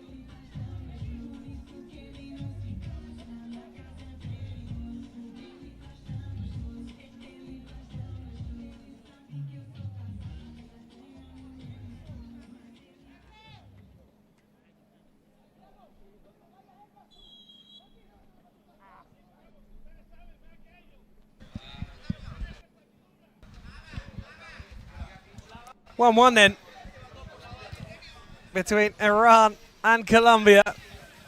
Iran taking the lead, but the Colombians getting their goal just a few minutes before half-time whistle, and they had the bit between their teeth before that whistle was blown now. But some passionate conversations at half-time with the men in yellow. Yeah, we went and observed their half-time team, didn't we, Dan, just to see what the reactions were like to that first half. Their first game of the tournament, of course, right now against Iran, and finding that equaliser late in the first half, and lots of opinions being shared, lots of passion though and determination.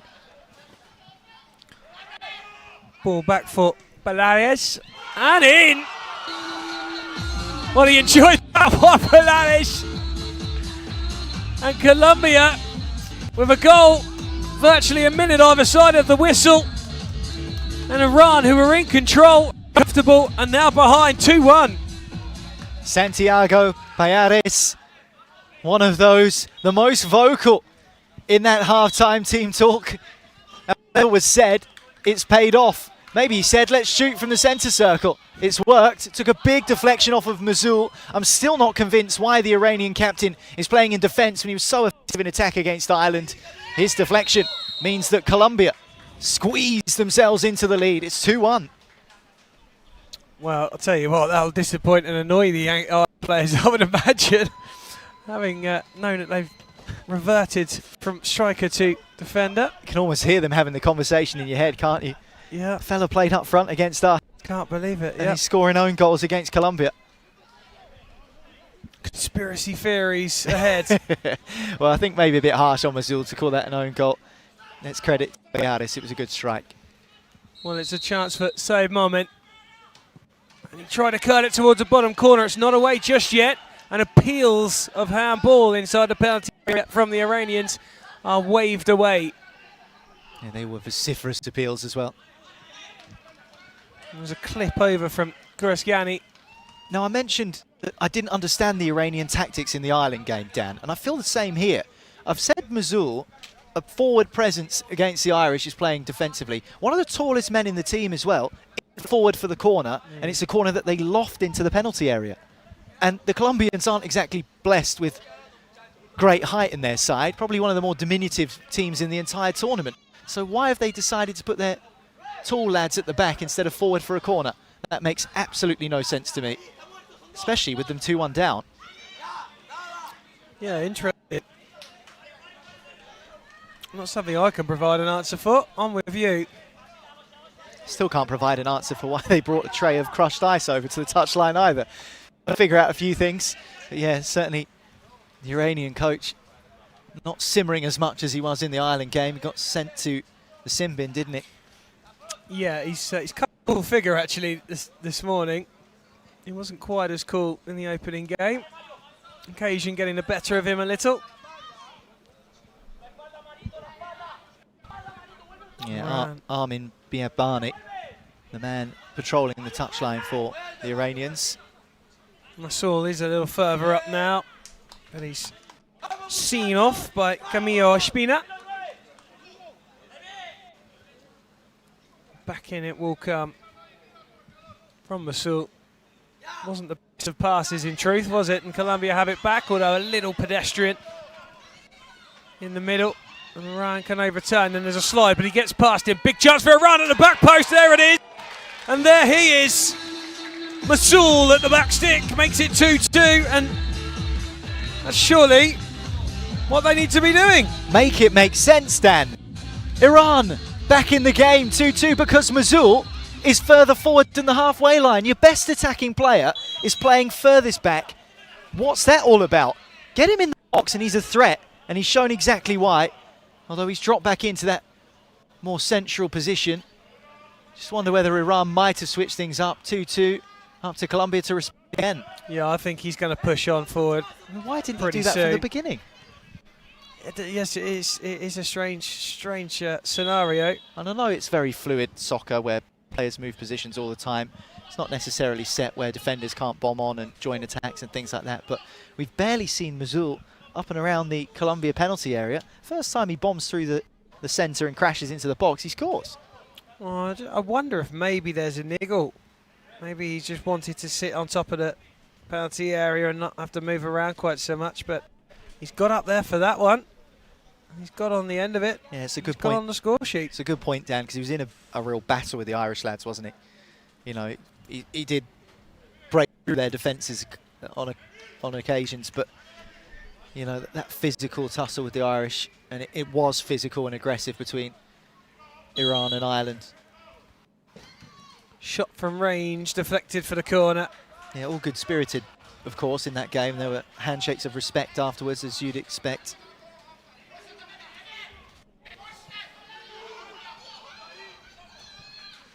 Another shot from range. It wasn't too far away, but I don't think the keeper was all that worried. Payeres again. You can hear that Colombian dialect being delivered from the stands. There's a portion of Colombia followers in the bleachers, offering words of encouragement and enthusiasm, I'm sure. Echeverri brought down. Colombians. It's the second time. It was gracious. Sir, he was calling the referee like that, and actually the referee wasn't the referee he spoke to, but the other referee agreed. And the yellow card given to a sin bin for Iran, an off-wheel trot, Shamsi Najaromi. Yeah, interestingly, watching the replay, Dan, looked like he might have just got a scratch on the ball there, but Mario Echeverri, as you say, probably was tripped unfairly in the eyes of the referee. Well, that's hit wide and left along the ground in some respects by Ospina. Yeah, we've played out there on this surface, haven't we? Did so yesterday between morning and evening session here at the World Cup. And sometimes can be difficult to get purchase on the ball, particularly when it's dead. That's a good challenge. Colombia might have a chance on the break. It's 2v1 just for a but that touch meant that they drew players back, but they've still got it to the edge, and they've played it wonderfully back to Echeverri, who takes it on the inside step of his boot. And Colombia, who were 1-0 down, are making hay while the sun shines. It's 3-1. Mario Echeverri will claim the praise for the finish. I'm not sure whether he caught it cleanly with his foot. It looked like it might have even come in off of his shin, but it's the work from the 7 coming up, Sainz Ospina, that I think deserves immense credit. A nice shift away from that Iran defender, who of course are a man light due to that sin bin, and yes, it almost comes off the knee of Ampudia into the back of the net for 3-2 Colombia. That was a really impressive piece of individual skill, first from Ospina and then a well-watched finish from Echeverri, because we've seen those balloon over the crossbar time after time. Well, Colombia have blocked them out again, and Iran look really exposed when they lose possession. Too many men up top, and then when they lose the ball, Colombia have plenty of shirts ahead of them. And there was just too many man. And it's a corner. They need less players in here. Temple ahead of his. Iran trying to bomb forward. There's a bit of a squeal as he goes to the ground, just trying to convince the referee that there was a foul. I didn't think there was one. Tavakol Mogadam was the man who went to ground, which is easy for me to say. Well, Colombia keen, I think, just to sap up a bit of time there. Drinks are being thrown on the pitch and it is baking hot, but the referee's keen to stamp out any time wasting with little over 10 minutes to play. Iran chasing an equaliser. And Mazul is playing forward now, and he looks so much more comfortable doing that, or at least not as awkward as he did trying to play in that deep position in the first half. Who wants it most there? The answer is Goraskani. And there's a dive in the area. Really poor from Tavakol Mogadam, who again has gone down to ground. I'm looking for a free kick. Nas That's not for me, no, at all. I think he was looking for a penalty. Oh! Well, he certainly was looking for a penalty. Absolutely was. Colombia looking for that long range goalkeeper. Look at this, from one box to the other. Keeper wasn't comfortable with it either, was he? Off the crossbar. We've seen some long range efforts, but that would have been the best of the lot. Well, that's a nice turn on the edge. Good defending. Goodness me, there's some high pitch screams coming from the other side of the crowd. I told you, those Colombians in the crowd, that desperate for their team to be victorious. Well, you can't hear much at all as a commentator when you got cans on. I could certainly hear those screams. Yeah, shrill screaming. Hearts in mouths for those of Colombian persuasion as Mazul prepares himself. If Iran get themselves back into this, and they are behind, of course, and Mazul's at the heart of it. And he rasped that towards goal, Dan, didn't he? Mazul's at the heart of this comeback. It will just beg the question that I've been asking all game. Why didn't he play up front from the start? It's an odd one. They're behind, chasing the game. If this ends up a draw, they lose. 2 at the moment. In the favour of Colombia. And there's a really nice run from Echeverri. And he wants the card again for the foul on him. He's been inspired since half-time, hasn't he? Yeah, Mario Echeverri. He's really got going, hasn't he? Yeah, we spoke to him, didn't we, at half-time, and he was keen to express just how determined his teammates were. And you could see that from the very start of the second half. Colombia grabbed a goal. Might they get another one here to extend their lead to 2? Look at confident side, Colombia, don't they? Oh, there's a push from the Iranian keeper. It might only just be because he's a keeper who's going to get away with that, and he is. Any other player you might not have done. Free kick. Smashed into the Iranian wall. Another question of who wants it most. It's watched and shepherded out of play. Colombian kick in. On it is Orozco. And his ball goes all the way through and out. I think in this second half for Colombia, Camilo Sainz Ospina, the aforementioned Mario Echeverri, and Payares as well, wearing number 8 for Colombia, all so influential, and that's not to discredit any of the other players on the pitch. They've all played their part. Well, here's a big chance for Iran. Well, would you believe it? 3-3, and guess who? Masul again. Narmakor keeps telling you, get him up front. He scores goals. He's done it again. The main man, Mazul, you could call him, for Iran. This is such good centre-forward play. Sucks the defender in, then gains a yard, spins, drives a shot low, near post as well. Goalkeeper perhaps expecting it in the other corner.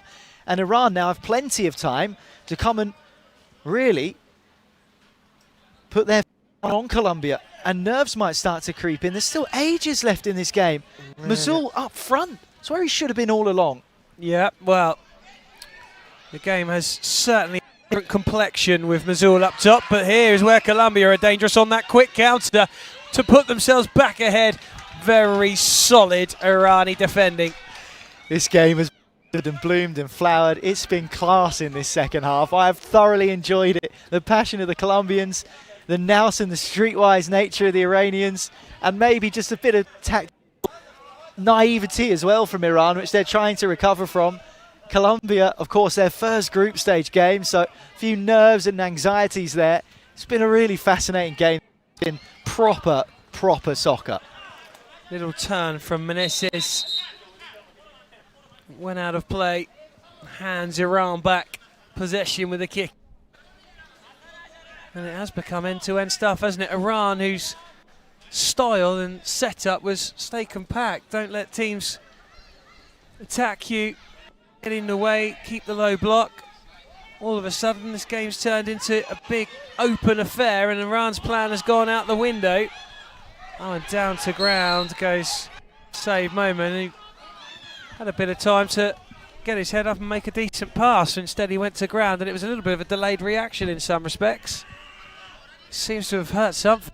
Look as though he touched much, which makes me think it must be a muscle, because it's late there. Oh, it might be hip flexor or something, or groin. Yeah, because it's not a contact injury, that is it? Well, I'm not suggesting that this isn't a legitimate injury because the physios are out there, but I don't think it's in Iran's interest to play for time at this point. It's 3-3, 2 draws in the group. They're unbeaten if it stays this way, but really they want 3 points to get themselves in a commanding position in this. And just wonder what this means for additional time and how tetchy it's going to get at the end. Colombia, as we've seen all afternoon, desperate to win. Iran in not too dissimilar conditions from their own country here in Muscat.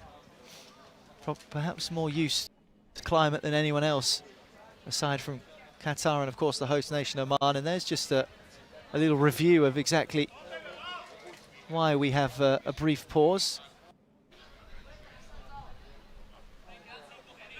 I think he's done a groin there. Something went, didn't it? Well, at least have a couple of minutes tacked on to the end of this game. And as much as I hope the Iranian player is okay, that suits me because I thoroughly enjoyed this game. On. Maybe you just wanted a breather? Oh no, he seems absolutely fine. What was that I was saying about playing for time? Again, it doesn't make a great deal of sense. Yeah, interesting. Oh, and there's the main man again. With a little flashed snapshot. Speaking of not making a great deal of sense, that was another I've not been able to get my head around. Yeah, interesting. I'd love to find out after the game what the thinking was behind that. Love to. Well, there's that little turn. I mean, he did well to get on the end, but just wide. But yeah, what a difference putting the big man up top. And here he is again for a run. Stealing it back off the Colombian. Shot from range is just fired wide. Well, he's in meaning business now, isn't he?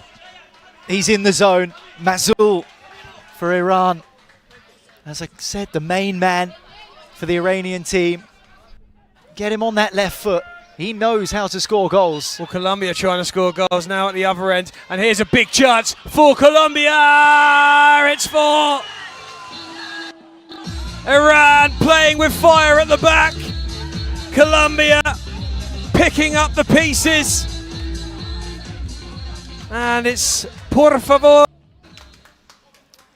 and gracias. And Colombia back in front after Iran had worked so hard. Juan Granados with the finish. Used his right boot to score. Maybe his left would have been the better option, but just used the outside of his boot, and Colombia on the move again. Yeah, exposed once more, but that's really good, solid defending, it has to be said. And now Iran back on the charge, looking for another equaliser. Big chance for Iran, there it is! Oh, it's a game that has everything now! And it's the main man again, I think, Masul. What a game we've got! 4-4. Utterly bonkers. And I absolutely love it. Iran 4, there's a Colombia player on the deck claiming that there was something off the ball. This is how Iran have got themselves level. Mazul involved again and buried by Koreskani. Back and forth and back and forth. Could see another 2 goals in this game. Oh, it's bonkers. We're into the 40th minute. We will additional time as well due to injuries and stoppages. Who is going to win this game? Who's going to claim it? Do you feel like it's not going to be a draw? I don't know. There's a winner coming. That's what I feel in my bones. Who's it going to be for? That's anyone's guess. It's brilliant. This is what soccer's all about. This is what the World Cup is all about. We've seen a few cagey games yesterday. We saw a few games that were narrow and maybe not the best spectacle. This has been absolutely brilliant. Well, listen, there are people out there who absolutely love soccer, myself included, and it's because of games like this.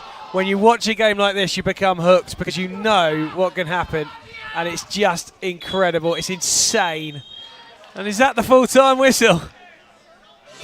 It is. Well, I was convinced we'd have some additional time, Dan, and I'm a bit disappointed that the referees called time, because what a game! Iran 4, Colombia 4. I mean, where do we start with the talking points in this one?